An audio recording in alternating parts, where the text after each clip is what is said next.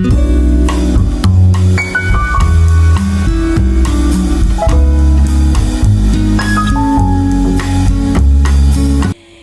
8 ya mwezi wa 3 ni siku ya wanawake duniani, na mwaka huu 2025 kitaifa inafanyikia jijini Arusha. Mgeni rasmi anatarajiwa kuwa Rais wa Jamhuri ya Muungano wa Tanzania, Mheshimiwa Dr. Samia Suluhu Hassan, akiwa pia ni mwanamke ambaye kinara na mfano wa kuigwa kwa wanawake. Na siku ya leo, mtazamaji ambaye unatazama kupitia Geodev TV, mimi ni kukaribishi sana kwa sababu nimefanikiwa kufika kwenye viwanja vya Sheikh Amri Abeid ambapo kitaifa inaadhimishiwa hapa. Kuna mahema na huduma mbalimbali za kijamii. Nipo kwenye hema la Wizara ya Katiba na Sheria, Mama Samia Legal Aid Campaign. Na kwa wakati huu niko na miongoni mwa waliopo hapa katika banda hili la Wizara ya Katiba na Sheria ndani ya Mama Samia Legal Aid Campaign. Karibu sana. Asante. Naitwa Moses Matiko, ni mwenyekiti wa huduma wa program hii ya Mama Samia Legal Aid Campaign kwa mkoa wa Arusha. Kwa kifupi ni kwamba Mama Samia Legal Aid Campaign ni campaign ambayo imeanzishwa na Mheshimiwa Rais mwenyewe wa awamu ya 6 kwa sababu kubwa moja. Anapokwenda kwenye ziara zake kwenye wilaya, anakuta kuna migogoro mingi sana ya kisheria, mingi mno, ambayo ingeweza kutatuliwa kwenye level ya community, ya kijamii, na sio kumsubiria yeye. Na kwa kuwa pia anatambua umuhimu wa haki kwenye taifa lolote, kama ambavyo tunaonyeshwa kwenye vitabu vya dini, ukianzia kwenye Mithali 14:34 nasema haki huinua taifa. Kwa amejielekeza kwenye kuhakikisha haki inapatikana kwa wananchi wake ndani ya taifa hili. Kwa hiyo ameanzisha hii kampeni mahususi kwa mujibu wa sheria ya Legal Aid tulionayo ya 2017 kuhakikisha kwamba inafanyika nchi nzima kwenye mikoa yote 30 ya Zanzibar 4 na 26 ya bara. Kampeni hii ilianza mwaka 2023 na ni kampeni ya miaka 3. Na baada ya kumaliza mikoa hiyo yote, kimfano tunavyozungumza hapa, inaendelea Mbeya, inaendelea Mwanza, inaendelea Lindi, inaendelea Rukwa. Kwa unaweza kaona mikoa ni mingi na Arusha. Kwa hiyo lengo kubwa ni kuhakikisha masuala ya probate kwa maana ya mirathi. Wananchi wengi wanapata shida kwenye masuala hayo, hasa wajane ambao Mungu amesema tuwalinde kwa nguvu zote. Lakini pili, masuala ya gender based violence, ukatili wa kijinsia. Kwa research za hivi karibuni inaonekana kama imekithiri sana hayo masuala. Kwa hiyo na hiyo ni mojawapo, lakini kuna masuala ya kijinai pia. Element za jinai ni makosa dhidi ya state. Mnakuwa mmekoseana, lakini jamhuri ndio inayokushtaki. Sasa yule anayeshtakiwa pia ana haki ya kupata representation. Lakini pia tuna masuala ya madai. Masuala haya ya madai, unakuta mtu anadai issue yake, lakini kupata access kwenye mahakama ili kuweza kuendana na zile taratibu za kimahakama lazima uwe na wakili ili uweze kujua procedure. Kwa sababu kuanzia mahakama ya wilaya nyaraka zote ni za Kiingereza. Kudai madai yako lazima uweke kwa document inaitwa plaint. Utaijuaje? Lazima umuone wakili. Kumuona wakili lazima umlipe. Kumuona for consultation ni hela. Kudraft document ni hela. Representation, hivyo ni vitu vitatu. Representation na yenyewe ni hela. Kwa mwananchi mnyonge ambaye hana finance, manake hawezi kupata hiyo access ya haki yake ndani ya nchi yake. Kwa hiyo ataachana na hiyo haki na atakuwa amepoteza madai yake. Kwa sisi tuna offer hayo mambo yote: consultants, representation na drafting ya documents. Na rais amesponsor hivyo vitu. Ni bure. Manake hapa kwenye campaign tuna wadau wa aina mbalimbali, kwa sababu kampeni inatimilizwa na wadau. Kuna wadau kutoka TLS, Chama cha Mawakili Tanzania, na leo mmemwona rais wa TLS yuko hapa Mwabukusi. Tuna mawakili hapa karibia 25. Manake wanakusikiliza, wana draft document. Lakini pia tunao mawakili kutoka Wizara ya Katiba na Sheria. Tuna mawakili pia kutoka kwenye universities, lakini idara ya sheria, kwa sababu na wao wanafanya hivyo vitu tunaita pro bono au masuala ya haki za binadamu.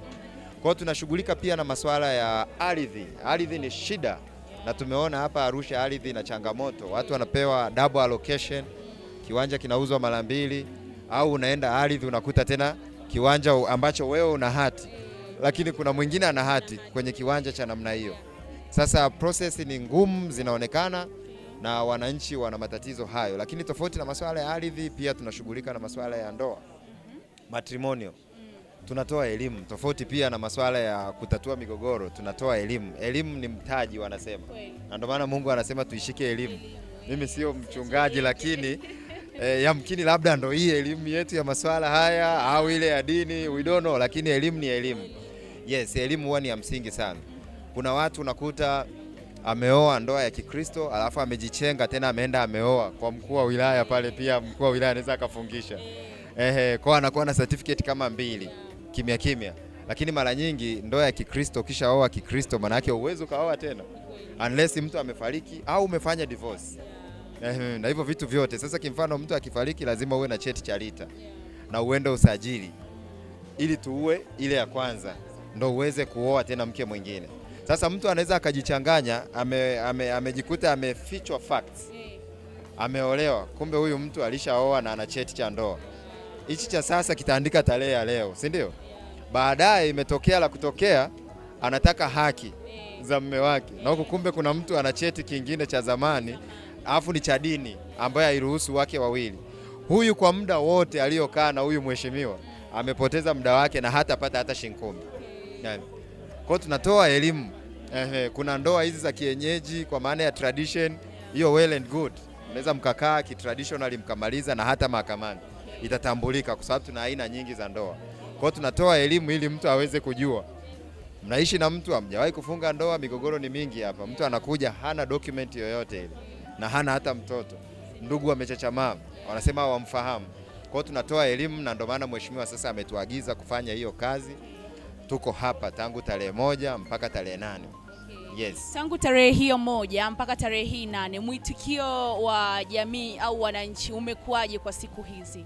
Mwitikio ni mkubwa, nafikiri nyewe wenyewe mnaona. Wengine wamekaa wanasubiri mawakili wamalize wawahudumie. Watu ni wengi. The first day tulikuwa na watu kama 210 hivi waliopokea elimu na pamoja na migogoro. Siku ya pili tulikuwa na 300.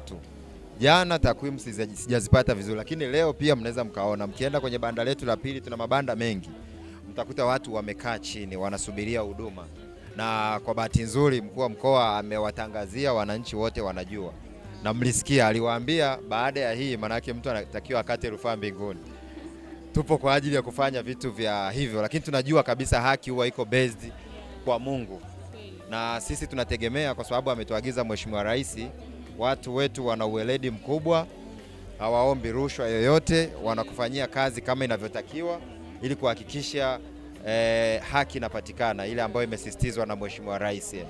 Ndio tunachokifanya, lakini mwitikio ni mkubwa sana. Sawa. Yes. Katika mwitikio huo mimi ningependa kufahamu kwamba umezungumzia kwenye swala la wanandoa, lakini turudi kwenye swala la mirathi. Unakuta labda ni baba alikuwa na mtoto ndani ya ndoa, alafu kuna yule ambaye tunasema ni wa nje ya ndoa, lakini yule kule pile anahitaji haki yake kwa sababu ni damu ya yule baba. Kuna migogoro hapo. Hili nyinyi mnalizungumziaje, au kama hili kwenye sheria limekaaje? Unajua mara nyingi hii haki, yani kimfano mimi huwa namfuatilia sana Joe Davis, ambaye nafuatilia sana. So unaona amejielekeza kwenye kusaidia watu ambao wana matatizo, kitu ambacho Mungu anapendezwa nacho, na ndio maana rais ametuambia tufanye hiyo kitu. Lakini mwaka 2019-20 kuna hukumu ilitoka, jaji anaitwa Mliambina. Alisema kwenye mambo ya mahusiano huwa mtoto akizaliwa, hatuna mtoto anaitwa bastard, sijui wa nje. Yani bastard ni wewe na huyo mliyekutana mkamzaa huyo, lakini mtoto yeye ni mtoto halali, hausiki kwa chochote, hausiki kwa, yani kwa maana ya hiyo lugha ya kurithi na kufanya hakuna cha mtoto wa nje. Huyo ni mtoto halali, haijalishi ni wa nje, sijui ni wa juu au wa chini. Huyo mtoto ana haki zake kama kawaida. Kinachofanyika hapo huwa ni procedure tu kama zile za wengine. Watu wanaenda mbali zaidi, kimfano kwetu akija Kwanza tunawaita wahusika kufanya identification hiyo. Tukisha wabaini, tunaangalia kama kulikuwa na mirathi iliandikwa au imeshatolewa. Kama imetolewa, manake tunafanya investigation hiyo. Tukisha baini, tunaweza tukafanya pia hata DNA testi, alafu baadaye huyo mtu pia akawa incorporated kwenye hayo masuala ya urithi. Lakini ninachotaka kukuhakikishia ni kwamba saizi hatuna mtoto wa nje. Huyo ni mtoto wa ndani tu. Hatuna mambo ya mtoto wa nje, na sheria imetambua kabisa, na yeye ana haki zote kama wale wengine. Yes, yeah. Sawa, tukija kwenye swala la mmesema unajihusisha pia na masuala ya ardhi. Imetokea mimi nimenunua kiwanja, alafu na wewe umenunua kiwanja, na wote tuna hati ya hicho kiwanja. Swala hili likija kwenu kama sheria, huwa mnazingatia nini ili mwenye haki ipate haki yake? Sawa, kwanza mkono wetu wa kulia hapa kuna banda la Wizara ya Ardhi na Makazi. Lakini na sisi pia hapa tuna maafisa wa halmashauri wa masuala hayo ya ardhi. Unajua, kwa kawaida hati itatoka leo, tarehe hazitofautiani, alafu kuna nyingine itatoka kesho. Tunaangalia hii imetoka baada ya kucomply na taratibu zipi. Kwa sababu kama kiwanja tayari kina hati, hichi cha pili, hii hati imepatikana kwa utaratibu gani? Ni nani alihusiana na mwenzake mwenye right hiyo? Na baada ya kuipata hiyo, taratibu zilifanyikaje? Ulimnotify kucancel ile hati nyingine ambayo ina mtu mwingine, kwa sababu hivi vitu ni vya mfumo vyote. Kwa baadaye utakuja utagundua kwamba hii ambayo imekuja latest hapa haikufuata utaratibu, na tumekuwa na vitu vya namna hiyo. Mtu ana hati za hizi, ila kumbe kulikuwa na hati ya mwaka 86. Hii ya sasa ilipatikanaje? Huwa kuna taratibu. Manake obviously lazima tuitane wote au tujadiliane, na kwa sababu tunalenga kumaliza bila mgogoro wowote, tunaingia kwenye mediation. Mmoja wapo anaweza akapewa eneo kwingine na halmashauri ili aendelee na utaratibu au arejeshewe fedha. Alafu inakuwa cancel moja, tunamalizana kwa amani na wana sign settlement deed. Tunazisaini hapa, zinagongewa mihuri na wote wana sign. Tunamaliza mgogoro bila gharama yoyote, kwa sababu mahakamani procedure mnazielewa. Uchukue wakili, ulipe gharama, process mwaka mmoja, miaka miwili, muda na fedha zako. Kwa hiyo tunakuwa tunayamaliza kwa staili hiyo. Yaani lazima tu kwenye hizo hati mbili kutakuwa na shida kwenye moja. Kwa sababu lazima hata unapotaka kununua ardhi, sisi tunashauri, lakini hata sheria iko very clear. Lazima ufanye search. Hiyo lazima muelimishe watu kuwa hichi kiwanja kimepimwa. Ndio, kama kimepimwa, namba yake ya hati ni ipi? Yule si atakuwa amekupatia. Unaenda halmashauri pale kuangalia, unaenda ardhi, niangalizieni hii hati. Wataona ziko mbili au iko moja, watakwambia. Yani utaratibu wa kawaida, sio unakurupuka unaenda unanunua ardhi. Sasa tunatoa elimu, fanya search ili uwe na information sahihi kabla ya kulipa hela. Yes, ili usiingie kwenye matatizo. Vingine ni viwanja vya umma. Yes, lakini vina hati, alafu mtu mwingine anaka duplicate kahati ambayo wala haihusiani na hiyo, lakini na vipimo kama hivi. Matapeli ni wengi, na tumeona hapa Arusha kuna changamoto kubwa sana ya masuala hayo ya hati, lakini tunaendelea kuyafanya kama ambavyo Mheshimiwa Rais ameagiza. Ya, tutabaki hapa kwa yale ambayo mnasaidia kwenye jamii. Mimi nitarudi kwenye swala la msaada wa kisheria. Ningependa kufahamu kwa upande wa wanaume imekaaje? Maana sasa hivi tunaona wanaume wengi, asilimia kubwa, kuna changamoto wanapitia kwenye hizo ndoa, lakini kwenda kufikisha kwenye misaada ya kisheria ili apate msaada, yawezekana anataka kudhulumiwa haki na mwanamke wake, au yawezekana ni kwenye familia. Kwa upande wa wanaume hii imekaaje?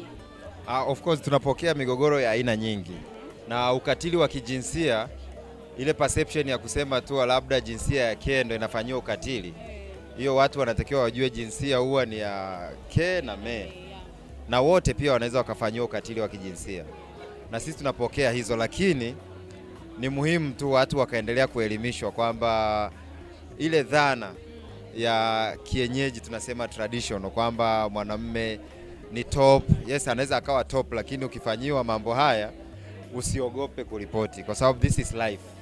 Haya ni maisha, unaweza ukakaa nayo afu ikakuua, na ikisha kuondolea life, uweze ukafanya amendment kwenye maisha. Ukiona unazidiwa, toa taarifa. kwa mtu ambaye pia unamwamini. Usiogope, yani vitu vya kawaida, kwa sababu hii ni maisha.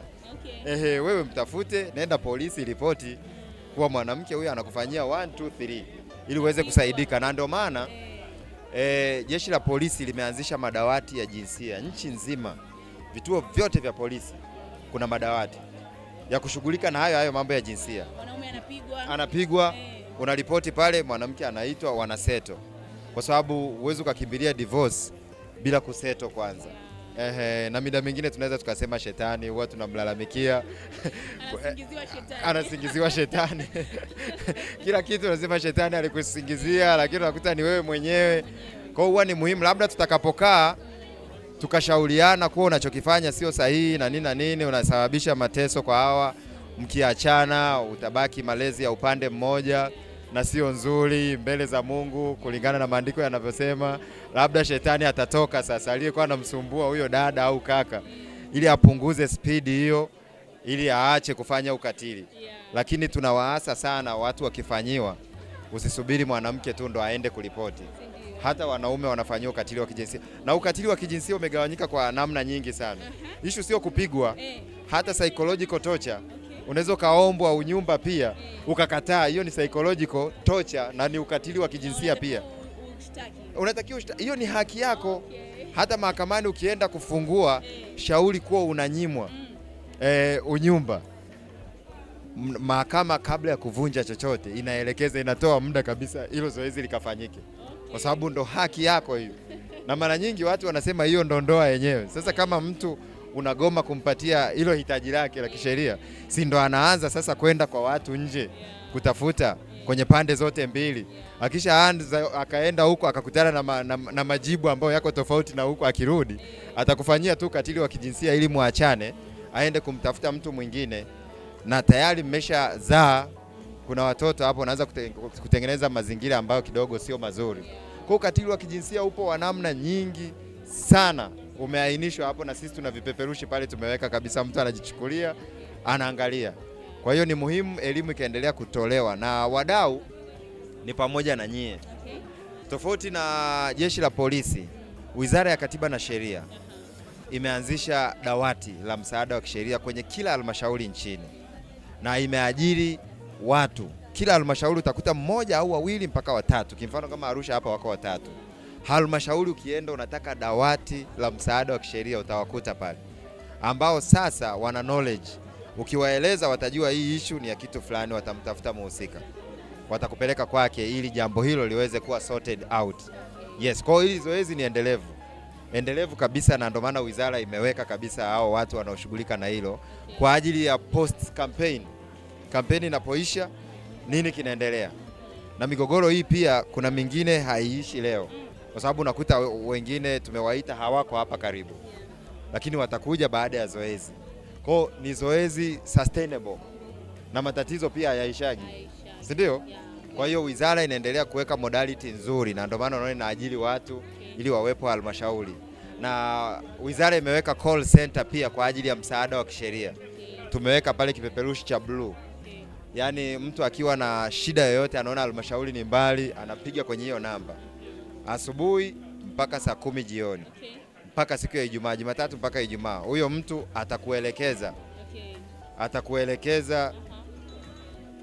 atakuelekeza ni wapi unatakiwa uende kutatua tatizo lako. Yes. Okay. Katika kumalizia, na una kipi cha kumwambia yule anayetutazama kupitia Geodev TV, lakini pia yule mwananchi hafahamu kuhusiana na faida za kampeni hii? Nashukuru kwa mwananchi anayenitazama saa hizi kupitia Geodev TV. Kitu cha kwanza ambacho nataka kumsihi, kwa sababu jamii iliyostaarabika haiwezi kuwa na utapeli. Na ustaarabu ili upatikane lazima umjue Mungu. Yaani mtu yeyote ambaye anamjua Mungu kwa kiwango na anaheshimu na anamtii Mungu hawezi kutapeli mtu, hawezi kumfanyia mtu ukatili wa kijinsia, hawezi kumuibia mtu, na hawezi kumtapeli mtu ardhi. Sasa ni vizuri, kwa sababu Mungu ametuweka duniani na tunapaswa pia kumheshimu na kumtii. Watu waendelee kumwamini Mungu na waende kanisani. ili watusaidie kufanya hii kampeni ya Mheshimiwa Rais. Lakini pili, kitu ambacho nataka niwaambie ni kwamba Mheshimiwa Rais ametenga bajeti kubwa.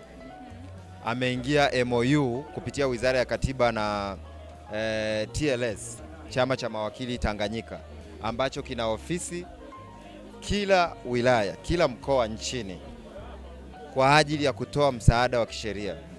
Na wizara imeanzisha madawati ya msaada wa kisheria kila halmashauri na imeajiri watu wako pale, 2 au 3. Inategemeana na wingi wa watu kwenye halmashauri.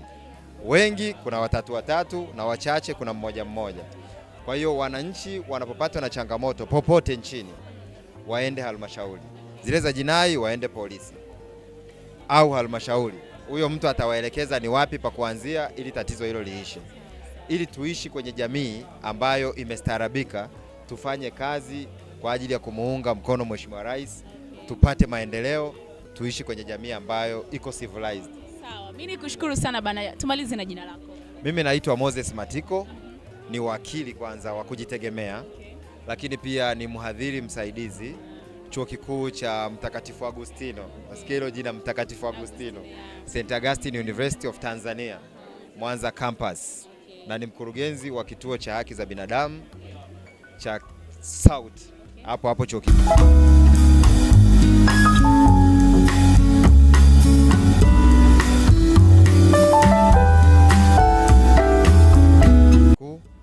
Idara ya Sheria, School of Law, Mwanza. Yes. Okay, tukiwa bado tuko kwenye uwanja wa Sheikh Abeid na tunafahamu walitangaziwa wanawake wote wa jiji la Arusha, lakini pia waliopo nje ya Arusha kama wanaweza kufika, ambapo hapa watapata huduma ya matibabu bure kabisa kuanzia ile tarehe 1 lakini mpaka itakapofika kilele cha siku ya mwanamke duniani. Hapa nipo kwenye banda la uchunguzi wa saratani ya mlango wa kizazi. Niko pia na wataalamu mahususi au niseme madaktari kwa lugha hiyo, na watazungumza. Tunafahamu, tunasikiaga tu saratani ya mlango wa kizazi na vitu kama hivyo. Tunahitaji kufahamu zaidi kiundani kuhusiana na saratani hiyo, lakini na vitu vingine vinavyohusiana na saratani ya mlango wa kizazi. Habari yako? Salama, za kwako? Salama. Kwa majina yako tafadhali, kwa ajili ya msikilizaji na mtazamaji kukufahamu? Okay, majina yangu naitwa Doris Ferdinand Kawa. Ni muuguzi kutoka Arusha DC. Haya, tunaomba kufahamu kwanza huduma ambazo mnazitoa hapa. Katika banda hili tunatoa huduma ya saratani ya shingo ya kizazi na huduma ya uchunguzi wa matiti.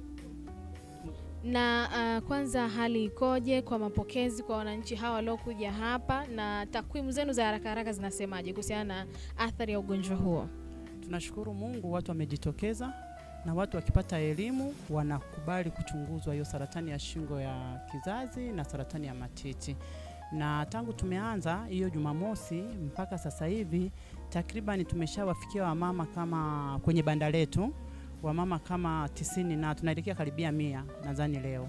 Kwa hiyo kati ya hao tumempata mama mmoja ambaye ni positive, ana vimelea hivyo vya saratani. Alafu hawa wengine kati ya hao kuna mmoja ni suspect, mwenyewe ameendelea na vipimo vingine, na wengine wengi ni negative waliobaki. Kwa hiyo tunaona kwa kweli wakina mama wengi bado Mungu amewawekea mkono. Ina maana kati ya wakina mama 100 au 98 unampata mmoja ndo positive, bado kuna neema. Ndio. Mimi naomba kwa mtu ambaye anatutazama apate elimu kidogo kuhusiana na saratani ya shingo ya mlango wa kizazi, kufahamu kwanza dalili zake, kwa sababu mtu anaweza katembea akajiona ni mzima, hili swala limuhusu, lakini inaweza kuwa kuna viashiria na vipata ye haelewi. Okay. Kitu cha kwanza kabisa, uchunguzi wa saratani ya shingo ya kizazi hamna dalili. Maana wengi wanaokuja watu wengi wanakuwa hawana dalili, lakini baada ya uchunguzi ndo tunawagundua kuwa mtu ana changamoto moja au changamoto nyingine. Kwa hiyo dalili za awali zinazojitokeza kwa kina mama wengi, anapokutana na mume wake au mwenzi wake anapata maumivu. Anakuambia nikikutana na mwenzi wangu napata maumivu, na kitu kingine wakati mwingine anapata damu. Akimaliza kukutana na mwenzi wake anashangaa damu inamtoka. Kwa hizo ni dalili za awali. Kwa hiyo akipata viashiria kama hivyo lazima akimbie. Lakini sasa huyu anakuwa ameshafikia kwenye stage kubwa kabisa au stage mbaya. Tunapenda waje kabla hawana dalili yoyote ili tuweze kuwachunguza na kuwagundua kabla wajawa na dalili. Okay, kwenye swala lilozungumza jinsi ya kujichunguza, pengine ungetuelekeza hapa jinsi mwanamke anaweza kujichunguza ili kuijua mapema saratani ya matiti. Asante sana mtangazaji. Jinsi ya kujichunguza, lazima uwe umetoka kwenye siku zako, umemaliza siku 7 kwa sisi ambao bado tunaingia, au kwa wale watu ambao bado wanaingia kwenye siku zao.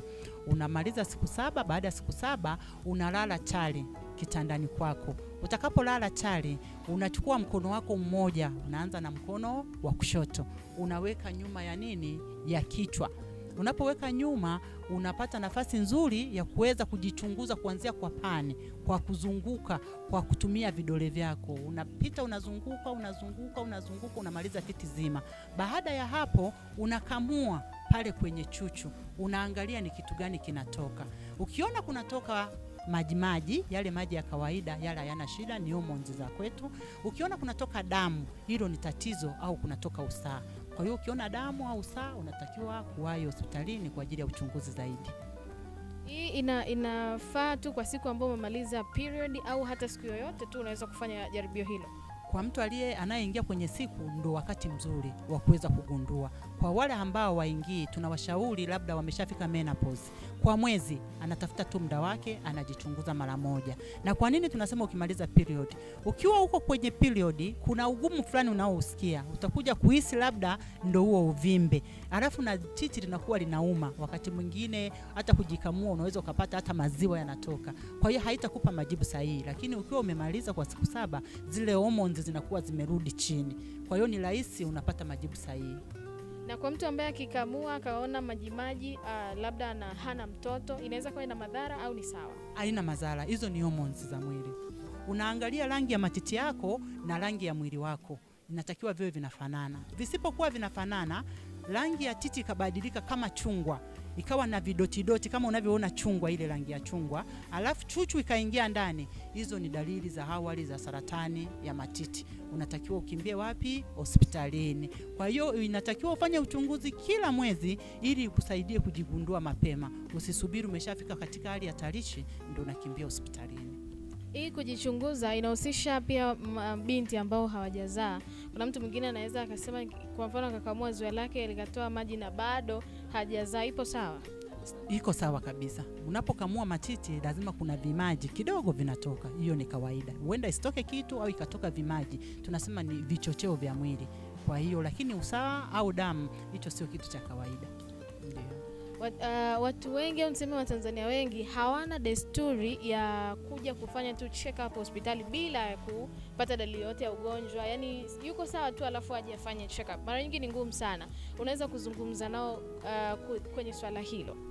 Ndio maana tulikuwa tunawashauri, sisi tulikuwa tunawachunguza, alafu tunawafundisha jinsi ya kujichunguza na wenyewe wakafundishe. Kwa hiyo sisi tuko free kwenda kufundisha hata mashuleni jinsi ya mabinti kujichunguza, kuweza kutambua dalili za awali za saratani ya matiti. Sawa, kwenye saratani ya shingo ya kizazi, kwa mabinti wadogo ambao wako chini ya miaka 14, tunafahamu kuna chanjo ambao wao wanapewaga, lakini kuna wazazi pia wenye imani potofu wanazungumzaga labda hizo chanjo sijui zinaleta madhara baadaye na vitu kama hivyo. Pia unaweza kuzungumza nao ili kuondoa hiyo dhana ambayo ipo kwenye akili yao. Yaani wazazi, mimi ni mama wa watoto 4, wasichana 3 na mvulana 1. Watoto wangu nimewachanja na miaka 9. Naomba tupeleke watoto wetu wa kike wakapate chanjo. Hiyo chanjo ni bora zaidi na tunawasaidia sana watoto wetu. Kitu ambacho hatufahamu wazazi, watoto wetu wanaanza ngono wakiwa na umri mdogo. Na ndio maana tumetoka kwenye miaka 14 tukawachanja watoto miaka 9. Maana tumekuja kuona kuanzia miaka 14 watoto wengi wamesha practice ngono. Lakini miaka 9 angalau wanakuwa waja practice. Kwa hiyo tuwatoe watoto wetu, tuwaelimishe. Maana sisi chanjo tumezitafuta wenyewe kabla hizi kampeni za serikali, ili tuweze kuwachanja watoto wetu kulingana na madhara yanayotokana na saratani ya shingo ya kizazi. Tukiwa tunamalizia kwako niende pale, unaweza pia kuwaelezea madhara ya saratani ya shingo ya kizazi? Madhara ya saratani ya shingo ya kizazi, kwanza unaposikia saratani kama saratani, ina maumivu makali. Kumbuka sasa hiyo saratani iko ndani ya kizazi ambayo haiko nje, uioni. Hayo maumivu yake yatakuwaje?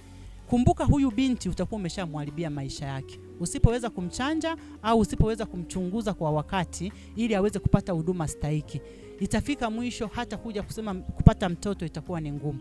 kwa sababu kumbuka, anapojamiana anatokwa na damu, anapojamiana anasikia maumivu. Huyu binti ataweza kujamiana? Kitendo cha kujamiana ni cha kufurahi, sio kitendo cha kukuumiza. Ndio. Kwa hiyo sasa huyu binti unayemwandaa awe mama wa kesho ni mama wa design gani?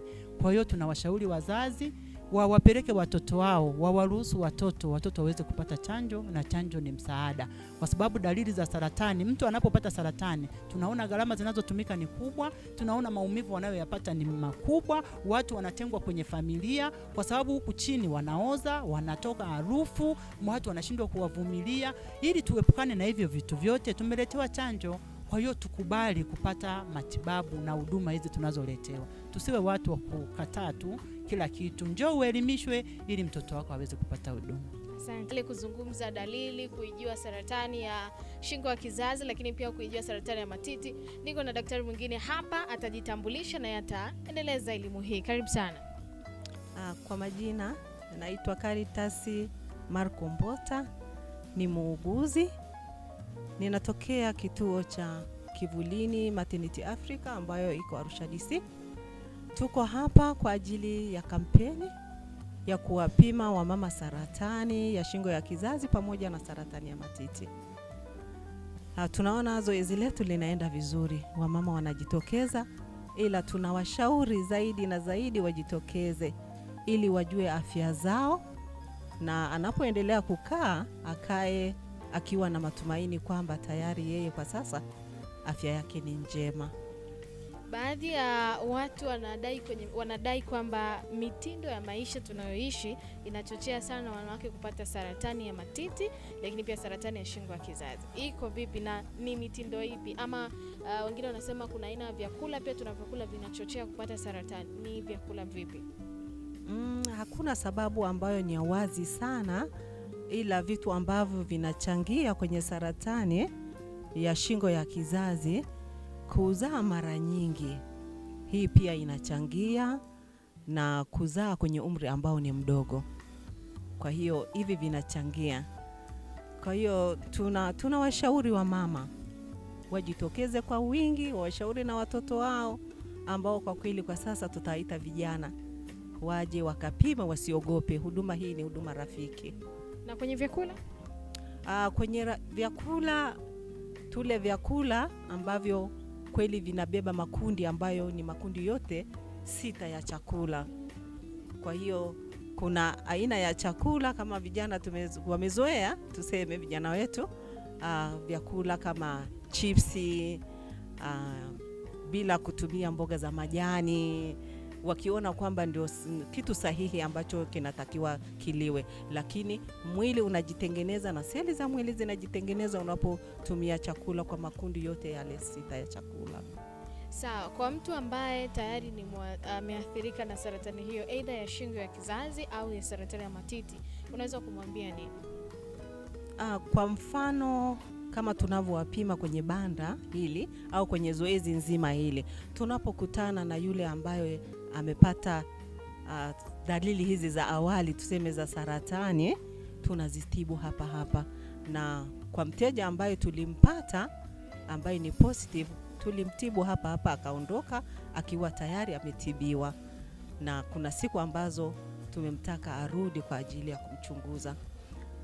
Tunawashauri na wengine wote wapime ili ajue afya na tumtibu. Lakini inapofika kwenye hatua fulani ambayo ni tunaita large lesions, zile hatuwezi kukatibu hapa, lazima tutampa rufaa, hatutampa huduma kwenye mabanda yetu haya.